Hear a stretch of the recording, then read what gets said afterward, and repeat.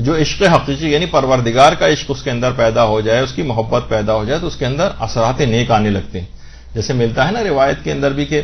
اللہ تعالیٰ نے دیکھی حضرت داؤد پر وحی کی، اور یہ آپ سب کے لیے ہے کہ بنی اسرائیل کے جوانوں سے کہہ دیجئے کہ مجھے چھوڑ کر کیوں دوسروں سے دل لگا بیٹھے ہو جبکہ میں تمہارا مشتاق ہوں. یہ کیسی جفا ہے. اگر مجھ سے روگردانی کرنے والوں کو یہ معلوم ہو جاتا کہ مجھے ان کا کتنا انتظار ہے اور میں ان پر کتنا مہربان ہوں اور گناہ چھوڑنے کو میں کتنا دوست رکھتا ہوں، تو وہ میرے شوق میں جان دے دیتے اور میری محبت میں ان کے جوڑ جوڑ ٹوٹ جاتے. لیکن یہ ارادہ تو میری روگردانی کرنے والوں کے لیے، یعنی عذاب جوڑ جوڑ کا ٹوٹ جانا، یہ تو میں اپنے ان افراد کے لیے ہے کہ جو یعنی ایک لحاظ سے عشق مجازی کے اندر مبتلا ہو جاتے ہیں. ان کی تو بات ہی دوسری ہے کہ جو میری طرف بڑھتے ہیں. یعنی باقاعدہ دیکھیے حضرت داؤد کے اوپر باقاعدہ پروردگار عالم نے یہ وحی کی کہ مجھے چھوڑ کر یہ نوجوان کہاں دل لگا کے بیٹھے ہوئے. اس کے حلال طریقے بھی جو ابھی آگے چل کر آئے گا کہ اسلام نے ان خواہشات اور ان جذبات کے اوپر ان کو کچلا نہیں ہے بلکہ ان کے رخ کو موڑا ہے، جو کہ ابھی آگے چل کر گفتگو کے اندر یہ چیز ذکر ہوگی. تو اب آپ دیکھیں کتنے اثرات نیک اس کے نتیجے میں پیدا ہوں گے جب ایسا اس کو عشق و محبت پروردگار عالم سے ہو جائے گا. تو دیکھیے آپ جب بھی عشق الہی پروردگار کا عشق انسان کے اندر اس کے دل میں پیدا ہوتا ہے تو بخیل انسان بھی ہے تو سخی بن جاتا ہے. سست انسان ہے، اس سے پہلے بہت سست تھا، لیکن اگر پروردگار کی محبت پیدا ہو گئی اب عبادت کی طرف مائل ہو جائے گا، لوگوں کی مدد کرنے پر کمر بستہ ہو جائے گا. بزدل تھا اب شجاع بن جائے گا. کمزور ارادے کا مالک تھا لیکن ادھر اللہ کی محبت پیدا ہوئی اور ادھر اس کا ارادہ قوی ہو گیا.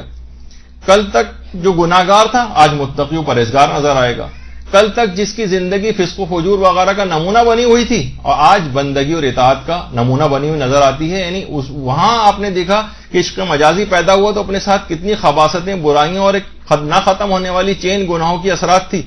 لے کر اپنے ساتھ آیا تھا، اور آپ یہ عشق حقیقی پیدا ہوا تو اس کے اندر کتنی ایسی چیزیں اس کے اندر پیدا ہونے لگیں جو صفات نیک ہیں. اچھا، بہت سے بدھو، میں ان کو بدھو کہوں گا، وہ یہ سمجھتے ہیں کہ ہمارا عشق تو جو ہے وہ پاک و پاکیزہ ہے، ہماری جو نگاہ ہے وہ پاک ہے، یہ شیطانی دھوکہ ہے اور اس کے علاوہ کچھ بھی نہیں. دیکھیے ہمیشہ شیطان کی ایک روش ہے اور ایک طریقہ ہے کہ شیطان دانہ ڈالتا ہے. پرندہ یہ سمجھتا ہے کہ یہ میرا بڑا ہمدرد ہے، میری مدد کر رہا ہے، مجھے کھانا دے رہا ہے، لیکن کیا ہوتا ہے کہ صیاد تھا جو دام میں پھنسنے کے لیے جا رہا ہے. اسی طریقے سے ابھی یہ شبہ اس کو ہوتا ہے اور شیطان ابھی اس کو ابتدا میں وسوسہ بھی نہیں ڈالتا. کتنے افراد ہیں جو سوالات علماء سے پوچھتے ہوئے نظر آتے ہیں، ہم دیکھتے ہیں کہ نہیں ہمارا ارادہ بالکل پاک ہے، ہم تو صرف اپنے کالج اور اس کی بات کر رہے ہیں، ہم پڑھائی کی بات کر رہے ہیں، ہم دینی ڈسکشن کی بات کر رہے ہیں، ہم فلاں چیز کی بات کر رہے ہیں، کوئی دور دور تک ہمارا بھی. تو شیطان اس وجہ سے کہ شیطان اتنا بیوقوف نہیں کہ ابتدا سے ہی آپ کو اس میں ڈال دے، وہ دانہ ڈالے گا اور بالکل وسوسہ بھی نہیں ڈالے گا آپ کے اندر کسی بھی برائی کا. اور جب آپ بے پرواہ ہو جائیں گے، لاپرواہ ہو جائیں گے تو اس کے بعد پھر حملہ کرے گا. یہی وجہ ہے کہ آیت اللہ وحید خراسانی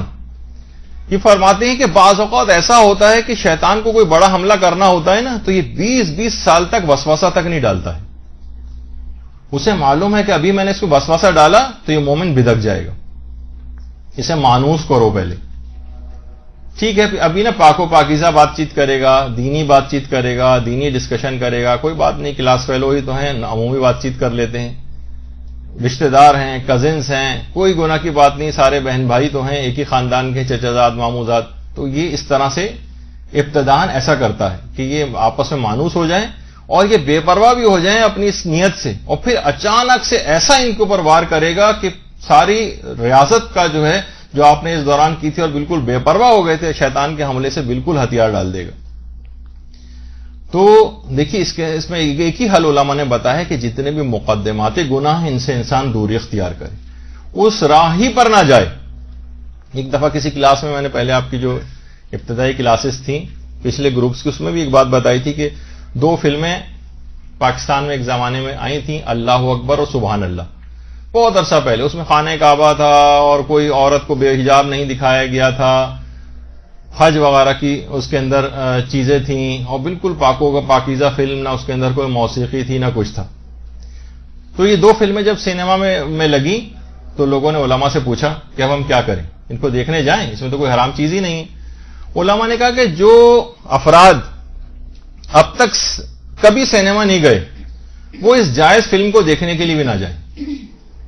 اور جو اکثر حرام فلمیں دیکھنے کے لیے سینما جاتے ہیں وہ اس فلم کو دیکھنے ضرور جائیں۔ دیکھیے جو کبھی سینما نہیں گیا، اس نے کبھی ماحول ہی نہیں دیکھا، آج شیطان دانا ڈال رہا ہے کہ چلو اس بہانے سینما آ جاؤ، ذرا اس کا ماحول دیکھو، اس کی آواز ساؤنڈ سسٹم دیکھو، اس کی بڑی اسکرین کا مزہ دیکھو، آ تو جانے دو اس کو، پھر بعد میں جو ہے اس کو جب عادی ہو جائے گا، ذرا دیکھ لے گا اس کے ماحول کو، تو حرام فلم کے لیے وسوسہ ڈال کے کبھی لے آؤں گا۔ کہا جو پہلے کبھی نہیں یہ سینما آیا وہ اس فلم کو دیکھنے کے لیے بھی نہ آئے،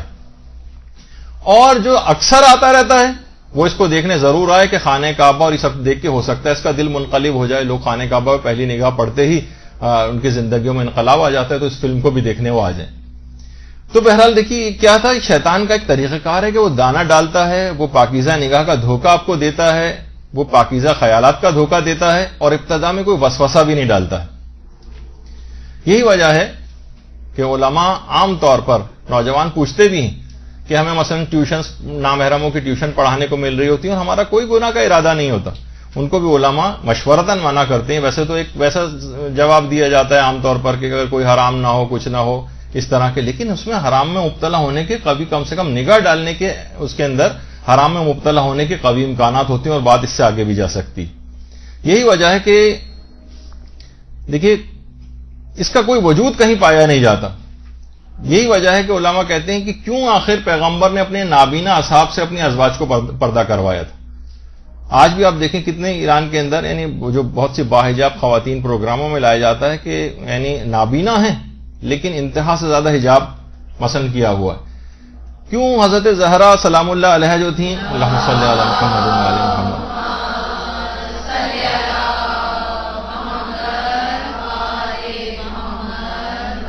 پیغمبر کے نابینا صحابی کے سامنے بھی نہیں آتی تھیں، ان سے زیادہ کس کی نگاہ پاک ہوگی؟ کیوں حضرت یوسف نے کہا تھا جو قرآن کی آیت بھی ہے کہ وما ابرئ نفسی ان النفس لامارۃ بالسوء الا ما رحم ربی، کیوں کہا تھا انہوں نے کہ میں اپنے نفس کو بھی بری نہیں کرتا، کیونکہ بے شک نفس بہت ہی برائی کا حکم دینے والا ہے سوائے کہ پروردگار جس پر رحم کر دے۔ اب جب حضرت یوسف یہ بات کہہ رہے ہیں، اب کس کا منہ ہے کہ یہ کہے کہ میرا نفس اور میری نگاہ بہت پاک ہے؟ کیوں آخر پیغمبر نے کہا تھا کہ کسی نے پوچھا تھا کہ پیغمبر اسلام بتائیے دیور اور بھابھی کے سلسلے میں کیا مسئلہ ہے؟ تو ایک روایت میں آتا ہے کہ دیور تو موت ہے۔ کچھ ہمارے مسلمان جو ہے وہ علماء انہوں نے اپنی کتابوں کے اندر اس روایت کو لکھا ہے، یعنی یہ اس قسم کے رشتے کے اس میں تو چلو ایک ہی گھر کے اندر رہ رہے ہیں اور انسان ایک آزادانہ اور بے باکانہ سی زندگی ہے، اور پاک نگاہ اور پاک خیالات کا ایک دھوکہ شیطان اس کے اندر ڈال دیتا ہے۔ اچھا بعض افراد یہ کہتے ہیں، دیکھیں بہت سے کچھ نا فلسفی قسم کے افرادوں سے بھی واسطہ پڑ جاتا ہے، کہتے ہیں اصل میں ہم جو نامحرم کو دیکھتے ہیں تو ہم اصل میں خدا کی قدرت کا ہم جلوہ دیکھ رہے ہوتے ہیں کہ خدا نے دیکھی کیسی حسین اچھی شکلیں بنائی ہیں، یعنی یہ اس قسم کے بھی لوگ ہوتے ہیں۔ شیخ سعدی نے ان کو بڑا اچھا جواب دیا۔ شیخ سعدی فرماتے ہیں کہ دیکھیے اگر پروردگار کی قدرت ہی آپ نے دیکھنی ہے اور صنعیت ہی دیکھنی ہے تو وہ تو ایک دن کے بچے کے اندر بھی پروردگار کی قدرت نظر آتی ہے، کیا وجہ ہے آپ کو ویسا عشق ایک بچے سے نہیں ہوتا ایک دن کے؟ اور اگر آپ ایسے ہی محقق ہیں، مدقق ہیں، فلسفی ہیں، جمال خدا کے متلاشی ہیں، تو جو بات ایک فلسفی کو اور جمال خدا کے متلاشی کو حسینوں میں جو بات نظر آتی ہے وہ ایک اونٹ میں بھی پائی جاتی ہے۔ دیکھیے نا خدا نے کیسا بنایا، قرآن کی آیت بھی کہ افلا ينظرون الى الابل كيف خلقت، ذرا دیکھو تو ہم نے اونٹ کو یعنی کس طرح کی خلقت اونٹ کی ہے، انسان دیکھے اور واقعی دیکھ کے اس کو حیران ہو۔ پھر کیا وجہ ہے کہ انہیں کسی اونٹ سے آج تک عشق نہیں ہوا؟ اگر خدا کی قدرت ہی آپ نے دیکھنی، قدرت کا جلوہ دیکھنا ہے تو اونٹ میں بھی ویسا ہی ہے جیسے کسی حسین میں پایا جاتا ہے۔ تو معلوم یہ ہوا کہ اس قسم کی باتیں جو ہیں یہ نفس کی بدماشی ہیں اور نفس کی غلط تعویلات ہیں جس کے اندر شیطان مبتلا کرتا ہے۔ ابھی یہ نگاہ اس کی پاک رکھے گا لیکن اچانک سے اس پر ایک ایسا حملہ کرے گا، جب یہ باقاعدہ بے پرواہ ہو جائے گا تو ایک دم سے اس کے اوپر حملہ کرے گا اور ساری اس کی محنتوں اور ریاضتوں اس کو برباد کر کے رکھ دے گا۔ جیسے کہا جاتا ہے نا بلی والا تقوی، اصل میں عشق مجازی جو ہے یا پاکیزہ عشق گویا بلی والا تقوی ہے، یعنی بلی کو کہا جاتا ہے کہ دیکھیے بارش کی جب بوند پڑ رہی ہوتی ہے نا تو دیوار سے کیسا لگ لگ کے چلتی ہے کہ مجھ پہ ایک چھینٹ نہ پڑ جائے، لیکن اگر اسے پانی میں کہیں کوئی مچھلی یا چوہا نظر آتا ہے تو سارا تقوی بھول کے چھلانگ لگا کے اندر جاتی ہے اور پورا بھیگ کے شکار کو پکڑ کے لے آتی۔ تو تو یہی ہمارے نفس کے ساتھ بھی، یعنی جب اس کو موقع ملے گا نا، ویسے تو ہلکی پھلکی چیزوں میں بڑی احتیاط کر رہا ہوگا، لیکن جب موقع ملے گا تو یہ بلی والا تقوی یعنی نجاست اور غلاظت کے اندر سے جا کر بھی اپنے اس مدعا اور مقصد کو پانے کی کوشش کرے گا۔ جب یہ کہا جاتا ہے کہ دیکھیے کہ احتیاط کرنے کو حکم اسی وجہ سے کہ اگر کوئی شخص کسی گڑھے کے کنارے کنارے رہے گا تو گرنے کے بہت قوی امکانات ہوں گے۔ اگر کوئی کہے جناب میں موت کے کنویں میں موٹر سائیکل چلانے کا کام کرے گا تو کبھی نہ کبھی بہت زیادہ قوی امکانات ہوں گے گرنے کے۔ تو گڑھے میں اور کھائی میں گرنے سے جتنا زیادہ اپنے آپ کو بچا کے دور لے جائے گڑھے اور کھائی سے، اتنا زیادہ اس کے اطمینان ہوگا کہ یہ اس کے اندر نہیں گرے گا، اور جتنا قریب جائے گا اور اپنے آپ کو اپنے اوپر اعتماد کرے گا کہ نہیں میں تو ایسا نہیں ہو سکتا، میں تو نہیں گر سکتا، کہیں نہ کہیں پاؤں پھسلے گا اور بالآخر اس کو گرنا ہوگا۔ تو ضروری ہے کہ انسان اپنی عقل کو عشق کے اوپر حاوی کرے، اپنے نفع اور نقصان کا خیال کرے، جو دنیا اور آخرت دونوں کا اس کا نقصان ہے اور کس میں دنیا اور آخرت دونوں کا فائدہ ہے۔ دیکھیے خدا نے عقل اسی وجہ سے دی کہ عشق اور عقل میں اس انداز سے جب کبھی کشمکش ہو تو عقل کو کہا جاتا ہے کہ ایسے ہی جیسے ڈرائیونگ سیٹ پہ بیٹھا ہوا جو آدمی ہوتا ہے وہ عقل ہے، یعنی وہ آدمی کیا کرتا ہے کہ وہ مثلا ڈرائیونگ سیٹ پہ جو بیٹھا ہوا شخص ہے وہ لائٹ کو جو ہے وہ آن کرتا ہے، اور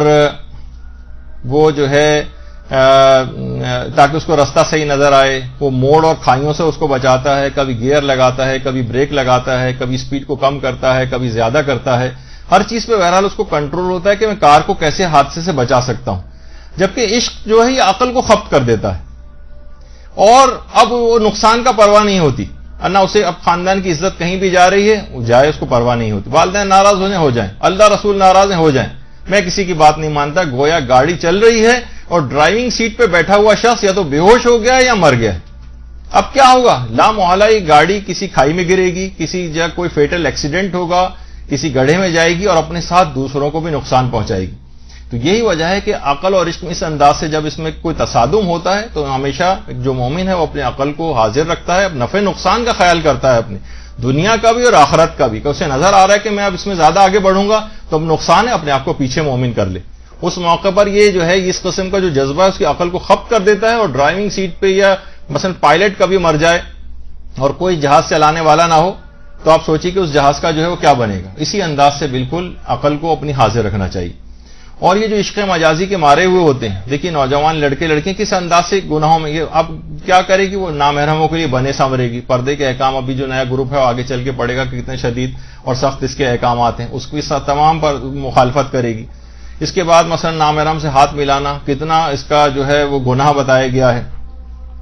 اور اسی انداز سے جو ہے کتنی اخبارات کی جو آپ دیکھتی ہیں کہ فلاں جناب کہ صرف ایک علاقے سے جو ہے وہ پاکستان کے 973 لڑکیاں مثلا اس انداز سے صرف اس عشق مجازی میں پیدا ہوا ان کے اندر گھروں سے بھاگ گئیں، اور یہ ہوا اور وہ ہوا، اور کتنی زیادہ اس کے بعد، یعنی کہ بھرا پڑا ہوتا ہے روزانہ اخبارات، یعنی اپنی آنکھوں سے عبرت کی تمام چیزیں بکھری ہوئی ہوتی ہیں، لیکن اس وقت ایسا عقل معاف ہو جاتی ہے کہ کسی چیز کو خاطے میں نہیں لا رہی ہوتی، اور کتنے اس گناہوں کے انجام جو ہیں اس کے سامنے آتے رہتے ہیں۔ جبکہ ایک باحیا عورت معاشرے کے اندر کسی کو کوئی نقصان نہیں پہنچاتی، ہر جگہ سے اس کو عزت ہی عزت مل رہی ہوتی، والدین کی طرف سے، اپنے شوہر کی طرف سے، اپنے بھائیوں کی طرف سے، دیگر رشتہ داروں کی طرف سے، اور اللہ کی نگاہ میں تو یقیناً اس کا جو مقام اور مرتبہ ہوتا ہے۔ تو یہ تمام چیزیں دماغ میں رکھنی چاہیے۔ اچھا بہت سے لوگ آج کل حضرت یوسف کی فلم تقریباً سب لوگوں نے دیکھی ہوئی ہے، اس کے اندر مثلا زلیخا کا جو قصہ آتا ہے اور وہ اس کی تفصیلات پوچھنے لگتی ہیں۔ آج کل مختار فلم بھی آئی ہوئی ہے، اس کی بہت ساری چیزوں کے متعلق لوگ نوجوان سوال کرتے ہیں۔ تو یہ پہلے تو یہ بات دماغ میں آپ لوگ رکھ لیجئے کہ دیکھیے یہ دونوں چیزیں فلمیں ہیں، یہ اس کے اندر ایک ایک جملہ اور ایک ایک لفظ وہ نہیں ہے، سمجھیں کہ تقریباً 95% یہ صرف فلم ہے۔ فلم کی اپنی ضروریات ہوتی ہیں، فلم کی اپنی جو ہے وہ چیزیں ہوتی ہیں، فلم کے اپنے مکالمے ہیں۔ اس کو آپ کوئی بالکل اس طرح کوئی قرآن و حدیث کے اندر کوئی چیز لکھی اس میں چند پورا تھیم اگرچہ وہی ہے لیکن وہ 5% بہت مشکل ہوگا، باقی 95% یہ صرف فلم ہے، چاہے وہ مختار ہو یا کوئی اور ہو۔ تو اس کے اندر جو چیزیں وہ اس انداز کی حقیقت نہیں ہے کہ جسے عام طور پر لوگ جو جس طرح سے فلموں کے اندر جو ہے وہ پیش کیا جاتا ہے۔ اور وہ بہت سے سارے افراد کہتے ہیں کہ بھئی دیکھیے اسی وجہ سے سورہ یوسف کو کچھ ایک آدھ حدیث کے اندر پڑھنے کو منع بھی کیا گیا، جو کہ ہمارے علماء کہتے ہیں کہ ایسا نہیں ہے کہ بہت سی حدیث میں ہے کہ عورتوں کو سورہ یوسف کی تعلیم مت دو. علماء نے کہا نہیں، بلکہ دینی چاہیے، تاکید ہے، تاکہ معلوم ہو کہ نفسانی خواہشات کے مقابلے میں یوسف نے کیسی پاک دامنی دکھائی. اس وجہ سے اس کو احسن القصص کہا گیا، یعنی بہترین قسم کا قصہ ہے قرآن کے اندر. تو جس طرح سے عام طور پر فلموں ڈراموں یا ان کے اندر پورٹرے کیا جاتا ہے، اس طور پہ اس کو نہ سمجھیں، بلکہ اس کو ایک عفت و پاک دامنی کے لیے اپنا ایک معیار قرار دیں اس قصے کو. تو دیکھیے، یہ جو عشق اس انداز کا پیدا ہوتا ہے تو گویا ایک فانی کے سامنے اپنے آپ کو پامال کر دینا، ایک فانی شخص ہے نا دوسرا بھی، اس کو عشق مجازی کہا جاتا ہے. اور اپنے پندار نفس کو اللہ کے لیے قربان کر دینا، یہ اس کو عشق حقیقی کہا جاتا ہے. یعنی کوئی ایسی پاک دامن عورت ہو تو اس کو کہا گیا ہے کہ یہ 1000 غیر صالح افراد سے، بلکہ اس سے بھی کہیں زیادہ بڑی تعداد ہو سکتی ہے کہ اگر کوئی ایک صالح عورت اس طرح سے ہو، اسی طریقے سے کوئی ایک صالح مرد بھی اگر ہو، یعنی واقعی اس کے اندر اگر عشق حقیقی پیدا ہو جائے تو وہ کتنا لوگوں سے افضل ہو جاتا ہے. یعنی جو واقعی سمندر کا عاشقوں سے ندی نالوں سے کیا دلچسپی ہو سکتی. یہی وجہ ہے کہ عشق مجازی کے جو مارے ہوئے ہیں وہ کبھی بھی بارگاہ خداوندی میں کبھی بڑا مقام نہیں حاصل کر پاتے. مولانا روم کہتے تھے نا کہ یہ جو عقل ہے ہماری، یہ قبر سے آگے نہیں دیکھ سکتی، جبکہ عشق حقیقی جو ہے وہ قبر سے بہت آگے تک دیکھتا ہے، اور ایک ہی جست میں زمان و مکان کی جو قید ہے اس سے آزاد ہو جاتا ہے. اور یہی وجہ ہے کہ علامہ اقبال بھی یہ کہا کرتے تھے کہ عقل کو سرگرمی اور جذب جو ہے عشق حقیقی عطا کرتا ہے. اور اصل میں یہ عشق حقیقی ہے جو پروردگار کا، کہ انسان راتوں کو اٹھ کر خدا کی عبادت کرتا ہے. نماز شب کا اگر کوئی پابند ہے تو یہ اس بات کی علامت ہے کہ اس کے اندر عشق حقیقی یعنی اللہ کا عشق پایا جاتا ہے. تو دیکھیے، یہی وجہ ہے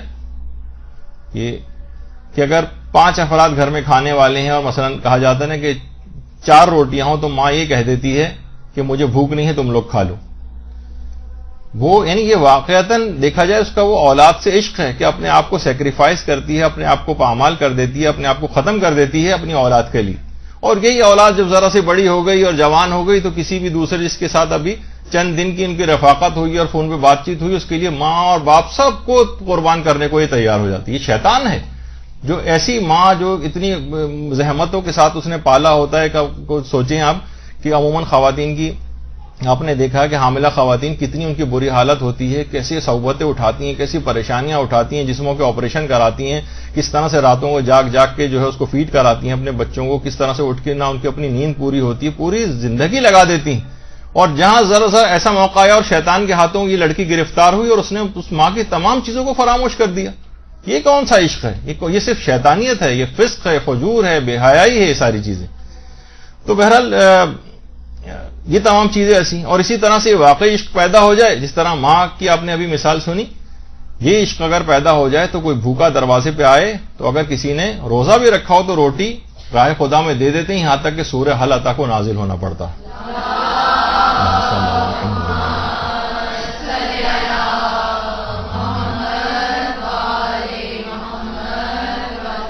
واقع کربلا میں وہاب کلبی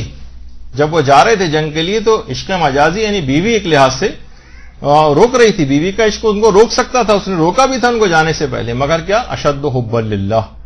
خدا کی محبت شدید تر تھی. وہاب کلبی گئے اور پروردگار عالم کی عشق حقیقی میں اپنی جان کو قربان کر دی. مولا جیسے عاشق الہی امیر المومنین علیہ الصلوۃ والسلام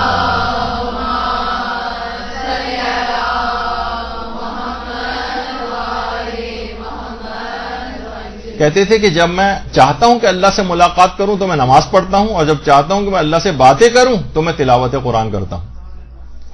اور کہا جاتا ہے کہ عشق مجازی اور عشق حقیقی میں ایک بنیادی فرق یہی ہے کہ جب محبوب حاصل ہو جاتا ہے عشق مجازی میں تو اس کا التفات کم ہو جاتا ہے. اب یہی وجہ ہے کہ جتنی بھی یہ لو میرجز ہوتی ہیں اسی وجہ سے کہ ٹھیک ہے اپنا مقصود حاصل ہو گیا، اب التفات کم ہو گیا، اب لڑائیاں شروع ہو گئیں. یعنی ظاہری چکا چون جب تک حسن برقرار رہا اس وقت تک التفات رہا، اور اس کے بعد پھر وقت گزرنے کے ساتھ ساتھ یہ چیز ختم ہو گئی. جو ملتا ہے نا کسی بزرگ کے واقعے میں حکایات کے اندر ملتا ہے کہ ایک مرید پیر صاحب تھے، ان کے مرید بھی تھے اور وہ مرید بھی آتے تھے، مریدنیاں بھی آتی تھیں. تو کوئی مرید کسی مریدنی پہ عاشق ہو گیا، پیر صاحب نے دیکھ لیا، کہا کہ اس کا عشق، انہوں نے باقاعدہ ایک دوا دے کے اس کو دستوں کی بیماری میں لڑکی کو مبتلا کر دیا. اس اتنے دست آئے اور کہا کہ اس کو ایک کنستر میں جمع کرتی جاؤ. اچھا نہیں ہے لیکن یہ کہ اس بات کو سمجھانے کے لیے بیان کیا جا رہا ہے. جب وہ بالکل کمزور لاغر ہو گئی اور 2 مہینے بعد جب اس مرید نے دیکھا سارا التفاتی ختم ہو, پینے کا شادی کرو گے, اس نے منع کر دیا. پیر صاحب نے وہ کنستر منگوایا, کہا کہ تمہارا سارا عشق اس نجاست کے اوپر تھا جو اس کے جسم کے اندر تھی, جب یہ نکل گئی تو تمہارا التفات بھی ختم ہو گیا. تو بہرحال تو یہی ہے کہ یہ اس طرح کی جو چیزیں ہوتی ہیں اس کے اندر جب ظاہری حسن کوئی ختم ہو جاتا ہے تو محبتیں بھی ختم ہو جاتی ہیں. وہ ملتا ہے نا کہ خاتون جو ہیں اپنی شادی کی تصویریں اپنے بچوں کو دکھا رہی تھی کہ دیکھو بیٹا یہ ہیں تمہارے ابو. تو بچے نے حیرانگی سے دیکھا کہ اگر یہ ہمارے ابو ہیں تو وہ گھر میں کالا موٹا اور گنجا آدمی کون رہتا ہے. تو یہی ہوتا ہے کہ جب ظاہر وہ چیزیں ختم ہو گئی تو اب بعد میں لڑائی جھگڑے ہونے لگے آپس میں. اور جہاں اچھا یہ تو تھا عشق مجازی. عشق حقیقی میں جتنا محبوب حاصل ہوتا جاتا ہے یعنی اللہ, اتنا ہی اس کی طلب بڑھتی جاتی ہے, اتنا اس کی طلب میں اضافہ ہوتا جاتا ہے. تو یہی وجہ ہے کہ علماء یہ جو لفظ ہے نا عشق, اس کو کہتے ہیں کہ اس کو غیر خدا کے لیے پھر استعمال نہیں کرنا چاہیے. اصلاً اگر دیکھا جائے تو صرف پروردگار کے لیے, یعنی کچھ علماء اس بات کے بھی قائل ہیں. کیونکہ دیکھیے یہ جو صوفیہ نے کہا تھا نا کہ عشق مجازی عشق حقیقی تک پہنچنے کا ذریعہ ہے, تمام عرفاء نے اور متکلمین نے اس کی شدت کے ساتھ مخالفت کی ہے اور اصلاً اس کو دین سے انحراف قرار دیا اس نظریے کو. ورنہ یہ جو ہے کہ مثلاً والدین کی جو اولاد سے محبت ہے عشق, اس کو کیا کہا جائے گا؟ اس کو آپ کہیں گے کہ غیر الہی عشق ہے. دیکھیں ایک چیز دماغ میں آتی ہے نا کہ اولاد کے ساتھ بھی تو والدین عشق کرتے ہیں, تو اس کا کیا ہم غیر اللہ کا عشق کہیں گے اس چیز کو؟ عام طور پر ہم دیکھتے ہیں بچے اپنی ماں کی قبر پہ آئے ہوئے ہیں اور وہاں پر اس ماں کی سالگرہ کا کیک کاٹ رہے ہیں. یہ وادی السلام ہے عراق نجف اشرف میں. تو بچوں کی جو والدین سے محبت ہوتی ہے یا ماں کی جو اپنی اولاد سے محبت ہے, یہ وہ نوجوان کے جو حرم سیدہ زینب سلام اللہ علیہا اس پہ شہید ہو گیا,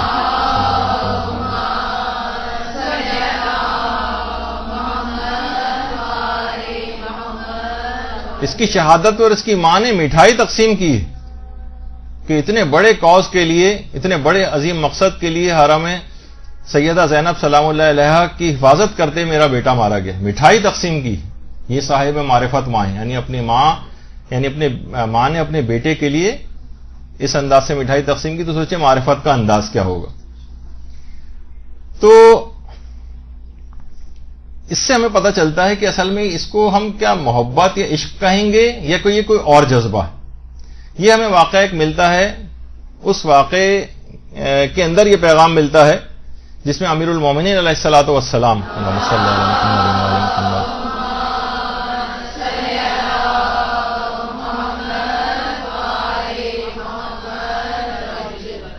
حضرت عباس علمدار علیہ الصلوۃ والسلام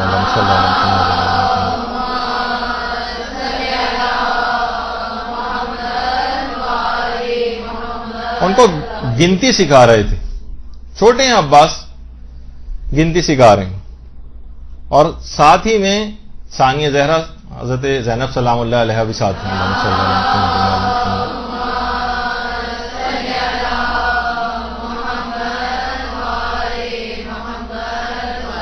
کہو بیٹا واحد ایک, عباس نے کہا واحد. کہو بیٹا اثنان, اثنان دو, عباس رک گئے.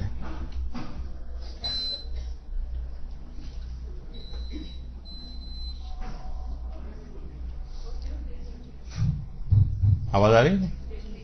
کہو بیٹا واحد, عباس نے کہا واحد. کہو بیٹا اثنان دو, کہا دو. نہیں کہا, یہ نہیں کہا کہ دو, بلکہ کہا بابا استحا ان اقول باللسان الذی قلت واحدا اثنان. بابا مجھ کو شرم محسوس ہوتی جس زبان سے میں ایک کہہ چکا ہوں اس سے دو کیسے کہوں. اچھا, امیر المومنین خوش ہو گئے اتنا معرفت بھرا جملہ سن کر. حضرت زینب سلام اللہ علیہ بھی ساتھ تھیں, تقریباً 22 سال بڑی ہیں حضرت عباس سے. کہا کہ بابا الا تحبنا، کیا آپ ہم سے محبت کرتے ہیں؟ امیر المومنین نے فرمایا کہ ہاں بیٹی، یا قال یا بنیۃ نعم اولادنا ابکادنا، اولاد تو جگر کا ٹکڑا ہوتی ہے۔ کہا بابا لیکن حبان لا یجتمعان فی قلب المومن، ایک دل میں کبھی دو محبتیں تو جمع نہیں ہو سکتی مومن کے، حب اللہ و حب الاولاد، کے اللہ سے بھی محبت ہو اور اولاد سے بھی محبت ہو۔ ابھی امیر المومنین جواب دینا ہی چاہتے تھے کہ حضرت زینب بول پڑی،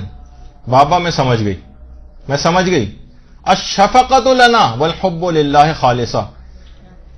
اولاد سے تو شفقت کی جاتی ہے، محبت فقط پروردگار عالم سے ہوتی ہے۔ اللہم صلی اللہ علیہ وسلم۔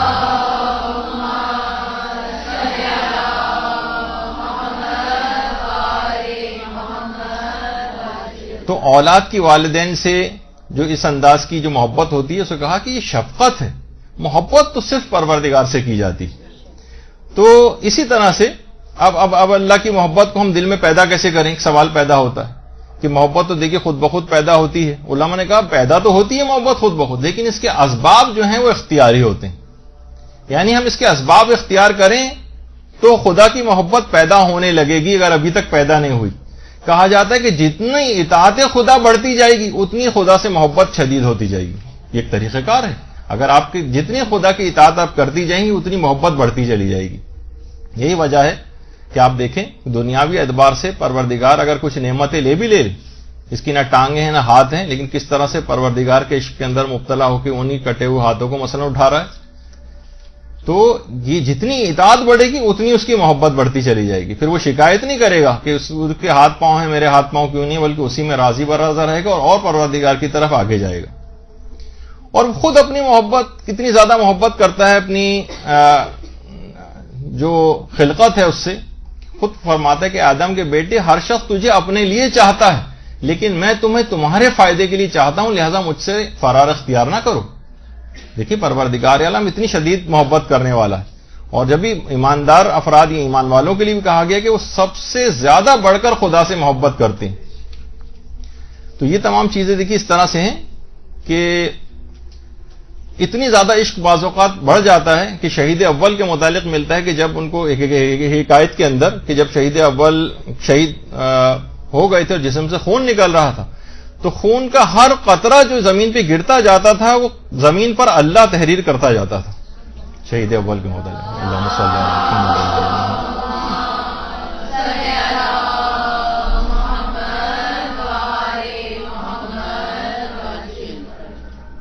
تو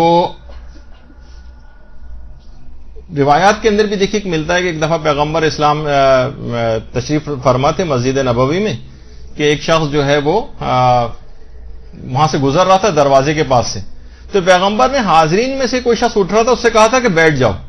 وہ مسجد کے دروازے پر تھا، اس نے سوچا کہ ہو سکتا ہے کہ مجھ سے کہا ہو، وہ پیغمبر کی اطاعت کرتے وہیں پر بیٹھ گیا، یعنی اس نے سوچا کہ احتمال اس کا پایا جاتے کہیں حکم میرے لیے تو نہیں تھا، ایسا نہ ہو کہ میں خلاف ورزی کر جاؤں، لہٰذا وہیں دروازے ہی پر بیٹھ گیا۔ تو دیکھیے اس کو تو فقط احتمال تھا کہ حکم ہے بھی یا نہیں، اور اس نے اتنی اطاعت کی، اور ہمیں یقینی طور پر فرامین پیغمبر کے پتہ ہے کہ ہمارے لیے کہے گئے۔ پیغمبر نے فرمایا کہ تم لوگوں کے لیے میں حکم دے رہا ہوں، لیکن اس کے باوجود بھی ہم کندھے اچکا لیتے ہیں اور اس انداز سے ویسی ہی زندگی گزارتے رہتے ہیں جو ان کی اطاعت کے بغیر ہوتی ہے۔ اب دیکھیے یہ کتنی جو آج کل کا میڈیا ہے، اگر کوئی خاتون کوئی نوجوان اپنے آپ کو ان سے بچانا بھی چاہے تو یہ میڈیا پیچھے سے اس کو کھینچ رہا ہوتا ہے، اس کی طرف جانے سے اس کو روک رہا ہوتا ہے، اور ڈسٹریکشنز اتنی زیادہ ہیں پیدا کی جاتی ہیں کہ کبھی کوئی پروگرام آ رہا ہے، کبھی کوئی پروگرام آ رہا ہے، کبھی کوئی پروگرام آ رہا ہے۔ 24 گھنٹے کا پہلے تو چند گھنٹوں کا ٹی وی ہوا کرتا تھا، اب 24 گھنٹے ہیں اور ہزاروں چینلز ہیں جو ہیں، تو آپ سوچیے کتنا زیادہ آپ کو صرف اس میں مبتلا کیا گیا ہے۔ دیکھیے اللہ کا اگر عشق پیدا کرنا ہے تو اس کا قرآن نے ایک معیار بتایا ہے، قُلْ إِن كُنتُمْ تُحِبُّونَ اللَّهَ فَاتَّبِعُونِي، کہ محبت الہی کا جو ضروری مظہر ہے وہ رسول کی سیرت کی پیروی میں، کہ تم ان سے کہہ دو کہ اگر یہ خدا سے محبت کرتے ہیں تو پیغمبر اسلام کی تم کو اطاعت کرنا پڑے گی،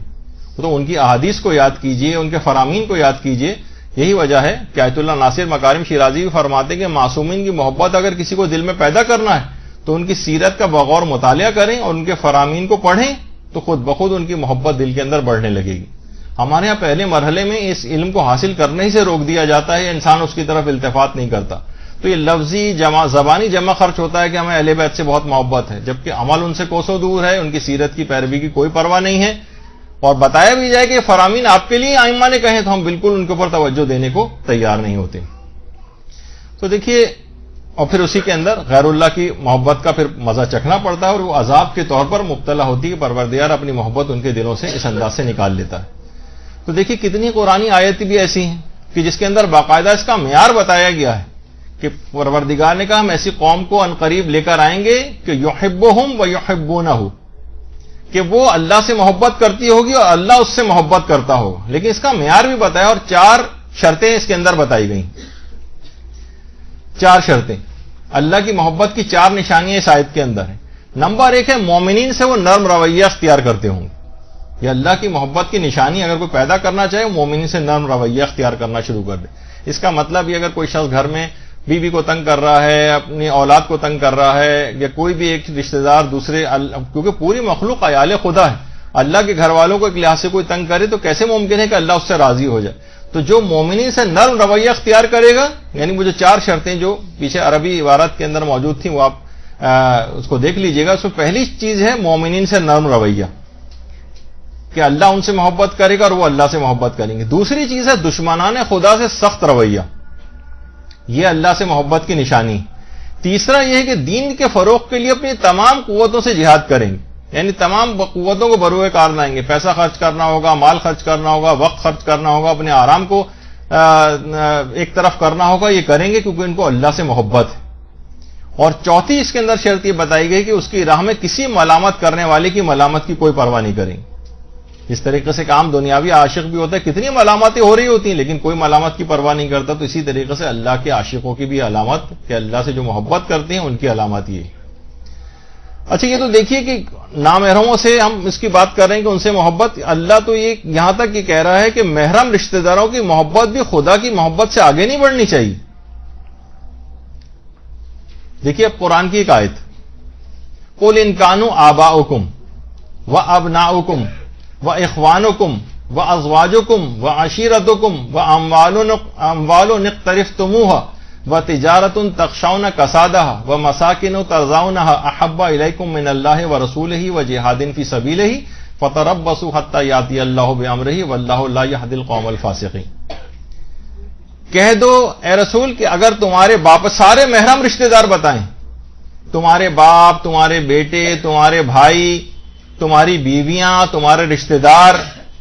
اور وہ اموال جو تم کماتے ہو، وہ تجارتیں جن کا مان پڑنے کا تمہیں خدشہ رہتا ہے، وہ بلند و بالا تمہارے مکانات جو تمہیں بہت پسند ہیں، احب الیکم من اللہ ورسولہ، اگر ان کی محبت